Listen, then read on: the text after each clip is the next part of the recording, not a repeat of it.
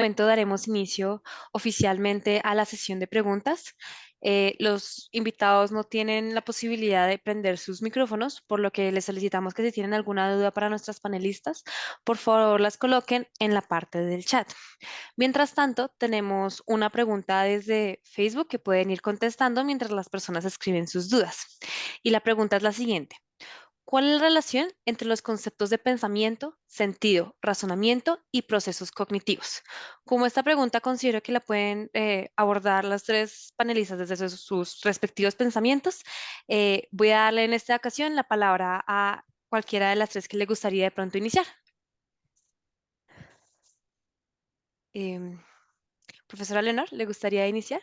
Sí, pero ¿me recuerdas, por favor, las palabras que dijo la Por persona? supuesto. Sí, Conceptos de pensamiento, sentido, razonamiento y procesos cognitivos. sentido, procesos cognitivos.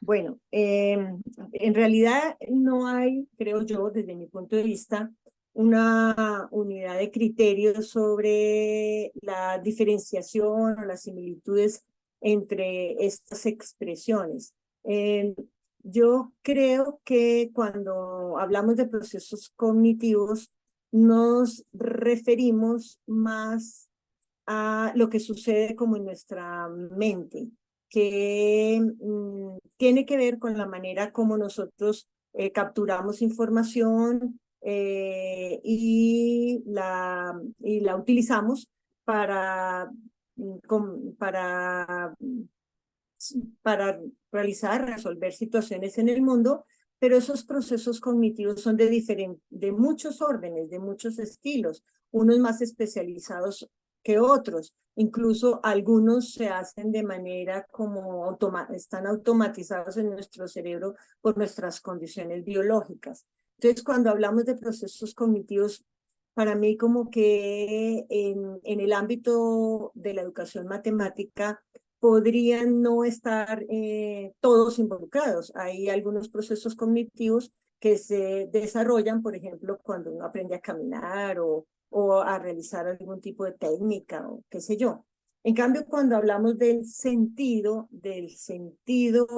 espacial, algebraico, aritmético, es cuando ponemos en funcionamiento esas maneras de pensar, los procesos cognitivos, en función de atender situaciones específicas que tienen que ver como con unas tipo de situaciones que nos convoca la educación matemática.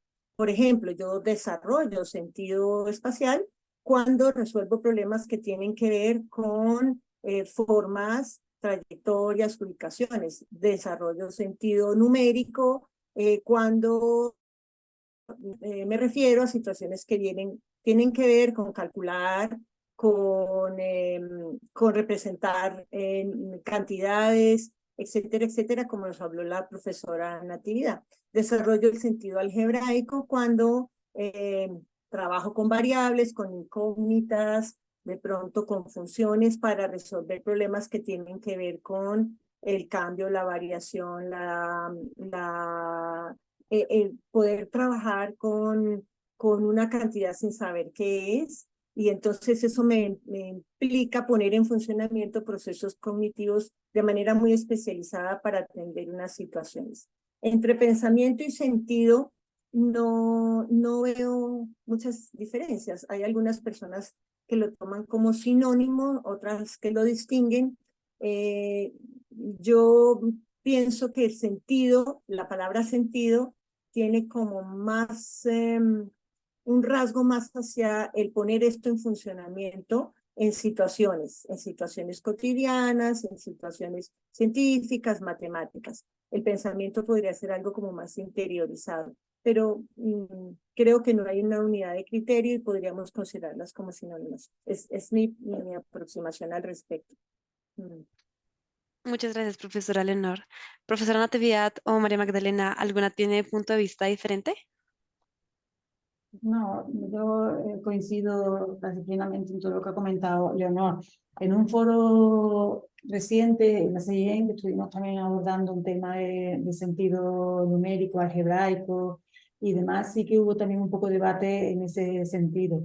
Es verdad que a lo mejor puede establecer ciertas distinciones entre pensamiento numérico, en mi caso, y sentido numérico, ¿no? Como el pensamiento numérico puede ser como algo más general. Tú puedes estar pensando en algo relacionado con números, pero no implica que eso lleve, que tenga desarrollado el sentido numérico, ¿no? Es como hay un poco... hay se pueden tomar diferentes connotaciones, pero realmente en muchos ámbitos y en muchos documentos, cuando lo lees, lo abordan como sinónimo, prácticamente. Muchísimas gracias. Esta pregunta la formula Germán y aunque la dirige a un panelista, creo que desde los tres puntos de vista podemos obtener algunas opiniones diferentes y es, ¿qué estrategias aplicar en el aula para desarrollar las habilidades de formular y resolver problemas matemáticos? Entonces, ¿a alguna le gustaría de pronto contestar esta pregunta?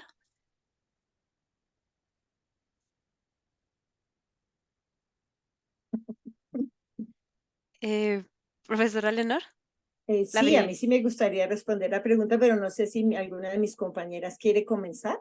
¿Mm? No, vamos, creo que la podríamos responder las dos, pero como quizás tú eres la que ha hecho mención a ella específica, pues entiendo que iba más dirigida a ti, pero vamos, como... Bueno, sí, yo creo que la principal estrategia para implementar en el aula los procesos de resolución de problemas es que toda clase de matemáticas debería trabajarse alrededor de problemas. O sea, el profesor debería planear su clase pensando cuál es el problema que vamos a trabajar hoy o durante un tiempo, o varias clases, o cuáles problemas vamos a trabajar en la clase de hoy. Porque el ámbito de la resolución de problemas es el ámbito en donde nosotros podemos, a partir de las intuiciones que tienen los estudiantes sobre la situación a la que van a enfrentar, que ellos expresen lo que entienden, lo que saben, cómo se enfrentarían a la resolución del problema y de la mano de orientaciones del profesor ir construyendo el conocimiento a medida que van resolviendo el problema. Entonces, definitivamente, la principal estrategia para mí es imaginarnos cómo trabajar cualquier tema matemático proponiéndole problemas de interés a los estudiantes para que en la medida en que ellos vayan resolviendo el problema y requieran contenidos, conocimientos matemáticos, pues ellos se vayan introduciendo como una necesidad para la resolución del problema y al término de esta resolución, pues se haya hecho como un viraje de este conocimiento que yo llamo intuitivo, común, inicial, hacia un conocimiento más especializado en el dominio matemático. Sobre la formulación de problemas, también en la CIEM de ahora de septiembre de este año, hubo un panel, un trabajo muy bonito sobre una línea de investigación que tiene que ver con la formulación de problemas. Definitivamente formular un problema a veces es más difícil que resolverlo. Entonces hay unas estrategias que están ya decantadas en la literatura sobre cómo enseñar a formular problemas, cómo hacer para que los estudiantes propongan problemas que sean resolubles por los mismos compañeros, que tengan sentido en el marco de lo que se está aprendiendo y algunas otras estrategias que se proponen, pero en todo caso, toda clase debía dar lugar a que los estudiantes resuelvan problemas todo el tiempo y se pregunten cosas o problemas también todo el tiempo. Eso es como lo que yo diría inicialmente. Yo quizás también añadiría Muchas gracias. que no solo en la actividad en sí de resolución de problemas, sino que también puede ser en actividades más simples que a lo mejor no se tienen por qué considerar como problema en sí, sino que pensemos que tenemos que plantear actividades que permitan que los niños y las niñas piensen, ¿no? Porque algunas veces en las matemáticas se plantean actividades tan mecánicas que casi no hay lugar a desarrollar el pensamiento matemático, ¿no? Y luego también creo que es muy importante como estrategia del docente es de generar espacios en los que se pueda hablar, porque esa es otra de las cuestiones que también tenemos como muy penalizadas, por lo menos en el sistema educativo español. Parece que como que la clase se trabaja bien cuando está todo el mundo en silencio, cuando está todo el mundo, y es fundamental para establecer, desarrollar, comunicar información, establecer conjeturas, argumentar, es fundamental que demos pie, que generemos los espacios físicos y temporales para que se puedan generar esos debates, ¿no? Para que el estudiantado pueda expresar, contarnos qué está pensando, cómo está resolviendo esa actividad, aunque sea un cálculo simple, que no tenga por qué ser un problema de más envergadura, ¿no? Vale, muchísimas gracias. ¿Alguna opinión además de esta, como algo que agregar? Listo. Me gustaría hacer una pregunta que es una combinación de varias preguntas del chat. Hay varias personas interesadas en cómo puedo cómo moldear la forma en la que voy a enseñar a mis estudiantes o el material que voy a usar a las necesidades de esos estudiantes. Y en todas las presentaciones, en algún punto se hizo énfasis en que el material debía ser diseñado, debía ser también eh, consistente o debería estar planeado como para los estudiantes. Y algunos, por ejemplo, Diego pregunta cómo podemos adaptar este material, digamos, a zonas rurales. Luis pregunta si tienen algunas sugerencias de libros o materiales. Y creo que esta es la oportunidad perfecta para que cada panelista, digamos, nos dé algunas sugerencias de cómo puedo adaptar el material para los estudiantes en específico. Entonces, profesora María Magdalena, si quiere comenzar, por favor. Perdonar que tome la palabra porque como leí la intervención y la pregunta, como estaba en el contexto de la estadística, me tomé la libertad de tratar de responder en esa línea y luego ya mis compañeras Natividad y Leonor pueden aportar su criterio, ¿vale? Pero como leí esa intervención, la tenía anotada para cuando participase en la mesa, pues la pregunta era muy directa en torno a cómo trabajar la estadística en un entorno rural. Y en ese sentido, considero que lo que hay que aprovechar más bien es que el docente tenga el criterio de qué quiere enseñar con la estadística, porque da igual el entorno en el que me encuentre.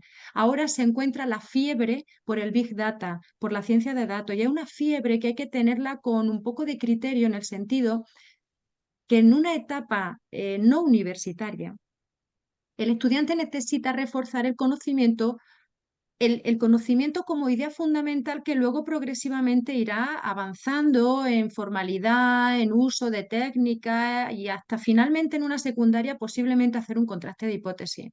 Entonces, respondiendo a la pregunta, si quiero que mi estudiante comprenda que en una encuesta, cuando tome datos y me responda a mi cuestión por la cual yo tomé la encuesta, encuentro variabilidad en el muestreo, variabilidad en los datos que respondan. Tengo que atender a esa variabilidad. Represento los datos en diferentes representaciones. Trato de responder a mi pregunta. Estoy trabajando estadística. No necesito una alta ingeniería de redes o de técnicas, pero sí hay que, en la medida de lo posible, porque no sé cuál va a ser ese entorno rural en términos de recursos, hacer uso de ellos para facilitar los cálculos. No hay que perderse en técnicas ni en resolver problemas tediosos de hacer una media o un cálculo tedioso que no me permita argumentar.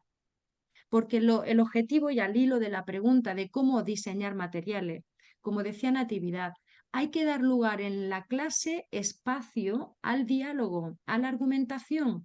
Y esa era otra pregunta en el chat. ¿Cómo un consejo sobre un libro de texto? El consejo es, y sobre todo era sobre las tablas, ¿no? Yo planteé la polémica en el tema de la tabla por el uso acrítico de la tabla para el libro de texto. Y eso venía en consonancia a una idea y es, si la tabla se utiliza para aportar información que luego no se explota, utilicemos otro tipo de tabla. Si utilizamos situaciones que venían en el chat, preguntas sobre qué diferencia hay entre una situación problema o un problema, realmente no, es el término que utilizamos para definir que un problema debe de ser abierto, debe ser una situación que pueda permitirse abrir a otro tipo de preguntas para responderlas desde distintos contenidos matemáticos, de ahí no compartimentar las asignaturas por temática, hoy toco geometría, mañana toca medida y pasado va a tocar la estadística, todo puede integrarse en la medida de que el docente potencie los distintos sentidos asociados a cada uno. Entonces, respondiendo a la pregunta, una buena formación del docente para saber cuál es su propósito, qué quiero enseñarle a mi estudiante, porque se puede hacer muchas cosas y siempre desde la argumentación para comprender lo que el alumno aprende, para compartirlo por el tinte social que hablaba Leonor, ¿no? Y que se trabaje la estadística desde lo fundamental. Rutina, no habría que enseñar rutinas de pensamiento. Hay que escuchar al alumno cómo piensa para ayudarle a llegar a etapas superiores. Muchísimas gracias, profesora María Magdalena. ¿Alguna otra de nuestros panelistas le gustaría agregar algo a esta pregunta? Mm. Listo, muy bien. Yo sí tengo la duda de la primera presentación de Natividad hacía también alusión a adaptar el material y pero no tuvimos la oportunidad de escuchar un poco más sobre este material. No sé si hay algo que agregar sobre cómo adaptamos el material a los estudiantes, algunos consejos o tips. Bueno, en general, los materiales que yo había presentado y los que nosotros nos basamos en nuestros estudios, realmente son materiales que son completamente adaptables a las realidades de cada sitio porque son bastante simples. Yo siempre cuando hacemos la formación en los colegios, cuando damos las clases en la facultad, siempre hablamos que el potencial no está solo en sí, en que el material sea de un material concreto, de unos colores específicos, sino que el potencial del material está en cómo lo usamos. Si nosotros hablamos, por ejemplo, cuando abordamos el aprendizaje del sistema de numeración decimal, pues damos unos soportes numéricos y luego que también son soportes aritméticos, que son la cinta de numeración, para dar la idea de que el conjunto de los números naturales es un todo ordenado y continuo y que siempre después del 1 está el 2 y que después, cuando estamos en ese conjunto, no da una regularidad. O luego el panel de numeración del 0 al 99, pues te está dando otra configuración que nos va a permitir detectar otros patrones. Pero el potencial de ese material no es que esté hecho con polipropileno, que es más resistente, que no sé cuánto, es que puede estar hecho con un cartón que tengas de cualquier producto o de cualquier tienda que te dé un cartón y tú lo haces para tu aula con los recursos que tú tengas. O la cinta numérica la haces con papel continuo. Yo he estado un montón de tiempo trabajando con cinta sin comprarla, haciéndola yo. Entonces, el potencial del material está en cómo lo usemos. Tú puedes tener el material más sofisticado del mundo o el mejor abaco del mundo desde el punto de vista técnico y de la calidad de los materiales, pero si no sabes usarlo, pues es complicado, ¿no? Entonces, entiendo que esos materiales, como decía, pues tienen que ser eso, que se puedan hacer en muchos contextos, no dependa una metodología de un material muy específico que sea inaccesible para mucha gente, ¿no? Entonces, para mí ese es el gran potencial y que sea esa polivalencia de la que hablábamos y de que te sirva para más de una cosa, porque uno de los problemas que se ha visto aquí, por ejemplo, asociado con la metodología ABN, es que la gente llegó a confundir que trabajar con ABN era trabajar con un montón de materiales, con un montón de cosas, para cada actividad que hacía tenía que hacer un material distinto. Eso no es sostenible para un docente. Entonces, tenemos que abordar nuestras prácticas docentes con un material suficientemente amplio para que tengamos una representación, diferentes representaciones del concepto que queremos, pero no tampoco una locura, sino que tiene que ser cosas que te vuelvan a servir para abordar otro concepto, ¿no? Y sobre todo eso, que sean, para mí es fundamental que sean fácilmente replicables esos materiales, ¿no? Que los podamos hacer con más y con menos disponibilidad económica, ¿no? Podríamos decir diferente disponibilidad de medios. Vale, muchísimas gracias, Yo, profesora. yo agrego una cosilla. Sí. Es que sí, estoy de acuerdo con mis compañeras que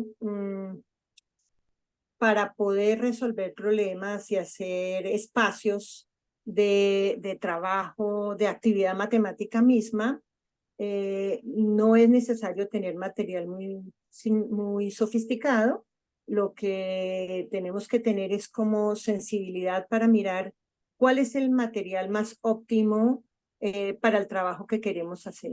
Porque en todo caso, cualquier material, por simple que sea, exhibe ciertos aspectos de los objetos matemáticos, unos de mejor forma que otros. Entonces también según los intereses de la indagación que se está haciendo, pues hay materiales más óptimos unos de otros. Entonces sí es tarea del profesor escoger bien los materiales, aun cuanto estos materiales sean elementales. ¿Y cómo los escojo?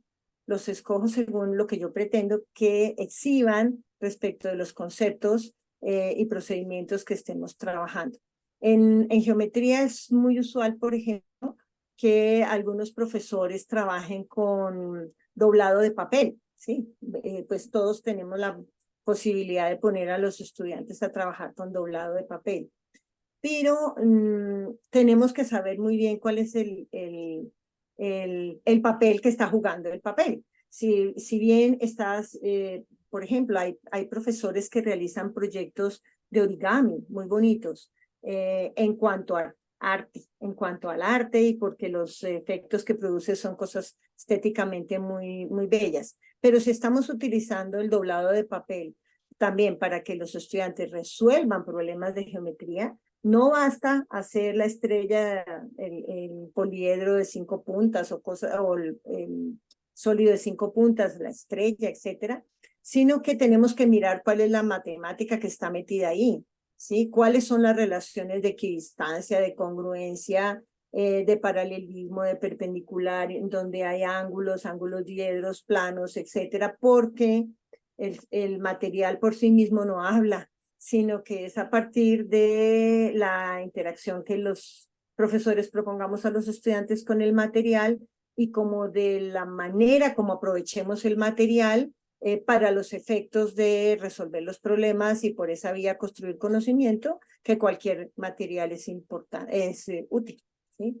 En geometría yo defiendo, valoro y sugiero que ya no debería haber ninguna clase de geometría que no trabajara con programas de geometría dinámica.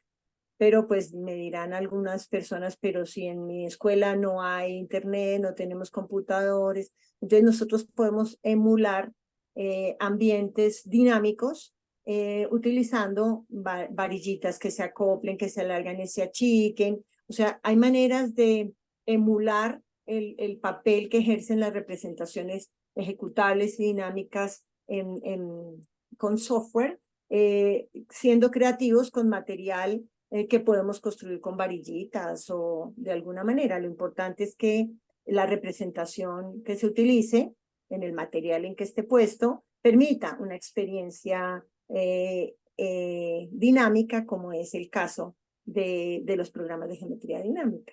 Pero Vale, claro, todo hace muchísimas falta gracias. una formación muy contundente del docente, como decía María. Es que, claro, a ti te puede resultar relativamente fácil suplir lo que puedes hacer con GeoGebra con algún material físico, pero claro, necesitas un conocimiento, un sentido de la geometría que no, a lo mejor no todos los docentes lo tienen. Entonces, yo creo que un pilar fundamental para todo lo que estamos hablando es la formación inicial y permanente, por supuesto, vamos, de los docentes.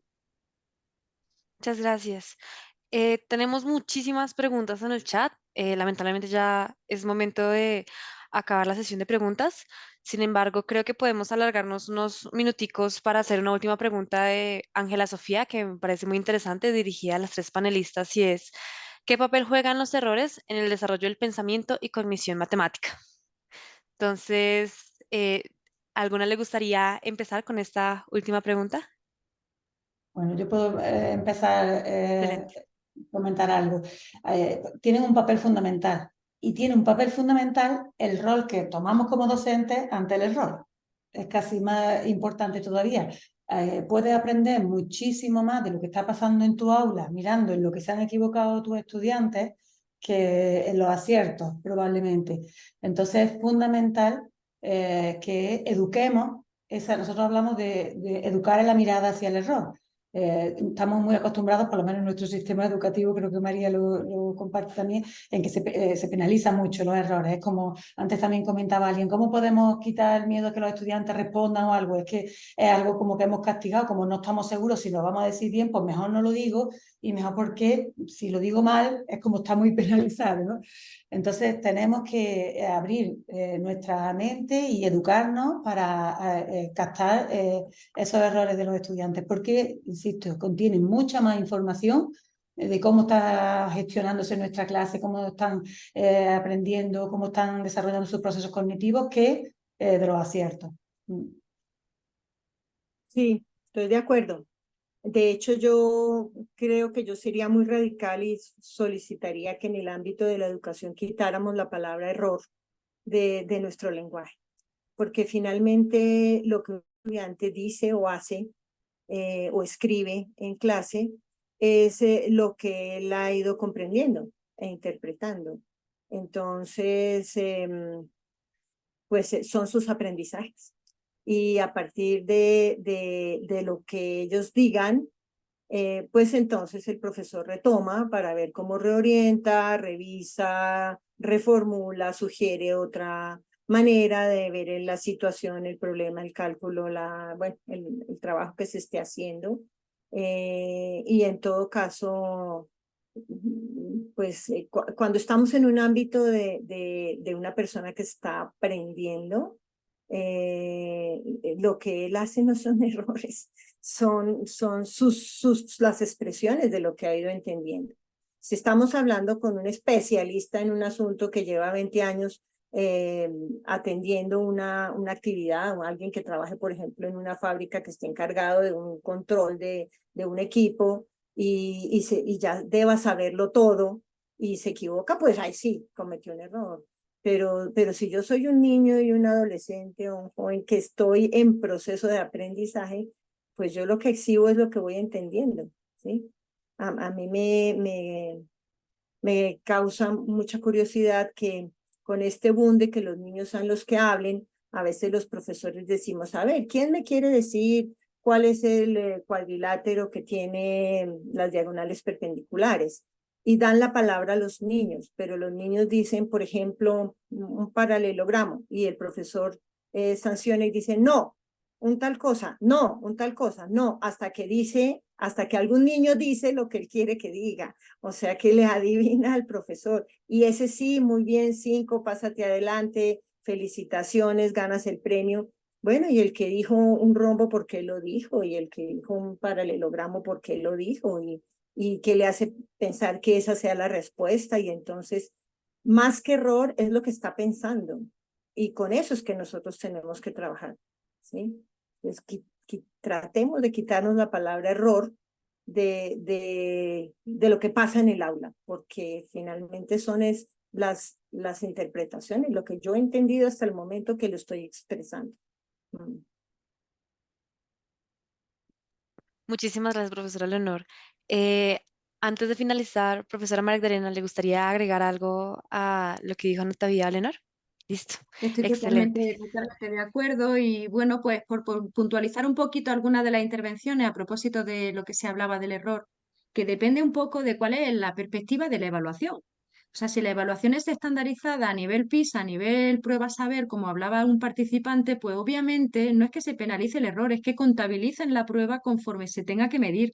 Pero otra cosa es la evaluación continua en un proceso de enseñanza y aprendizaje. Por tanto, como Natividad y Leonor plantean, nada que objetar a todo lo que han contado. Muchas gracias.